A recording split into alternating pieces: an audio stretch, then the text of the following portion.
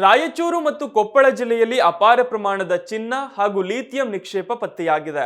ರಾಜ್ಯದ ಗಣಿ ಮತ್ತು ಭೂವಿಜ್ಞಾನ ಇಲಾಖೆ ನಡೆಸಿದ ಸರ್ವೆಯಲ್ಲಿ 65 ಸ್ಥಳಗಳಲ್ಲಿ ಚಿನ್ನ ಮತ್ತು ಅಪರೂಪದ ಖನಿಜಗಳ ನಿಕ್ಷೇಪ ಪತ್ತೆಯಾಗಿದೆ.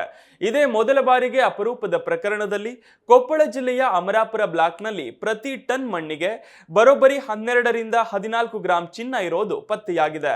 ಸಾಮಾನ್ಯವಾಗಿ ಚಿನ್ನದ ಗಣಿಗಳಲ್ಲಿ ಪ್ರತಿ ಟನ್ ಮಣ್ಣಿನಲ್ಲಿ 2 ರಿಂದ 3 ಗ್ರಾಂ ಚಿನ್ನ ಮಾತ್ರ ಇರುತ್ತೆ.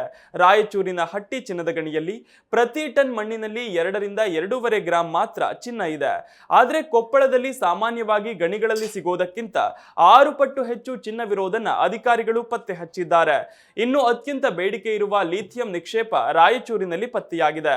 ಲಿಥಿಯಂ ಅನ್ನು ಎಲೆಕ್ಟ್ರಿಕ್ ವಾಹನಗಳ ಬ್ಯಾಟರಿಯಲ್ಲಿ ಬಳಕೆ ಮಾಡಲಾಗುತ್ತೆ. ಲಿಥಿಯಂಗೆ ಭಾರತದಲ್ಲಿ ಭಾರಿ ಬೇಡಿಕೆ ಇದೆ. ಇತ್ತೀಚೆಗೆ ಜಮ್ಮು ಕಾಶ್ಮೀರದ ರಸೋಯಿ ಜಿಲ್ಲೆಯಲ್ಲಿ ಲಿಥಿಯಂ ನಿಕ್ಷೇಪ ಪತ್ತೆಯಾಗಿದೆ. ಲಿಥಿಯಂ ಅನ್ನು ಭಾರತವು ಆಫ್ರಿಕಾ ದೇಶಗಳಿಂದ ಆಮದು ಮಾಡಿಕೊಳ್ತಿದೆ.